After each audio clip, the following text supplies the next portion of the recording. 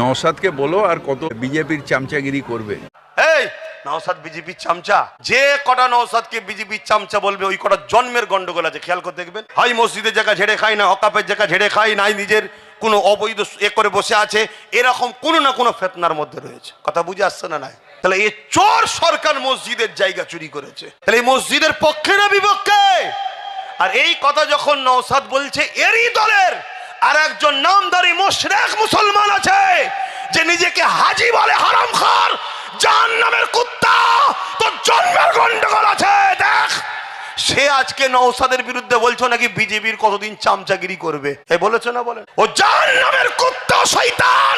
ও কিছুদিন আগে বলেছিল ইসলামে নাকি অশান্তি আছে। এ বলেছে না বলেনি? ও আবার বলছে আমি মুসলমান। মুশরিক, একটা মুশরিক যে শিরক করে তাকে মুশরিক বলা হয়। আজকে এই বিষয়ে তার কথা আছে যে হিটকো কেন জমিটা বিক্রি করলো। তাহলে এই সব কটা গাদ্দার এক জায়গায় হয়েছে।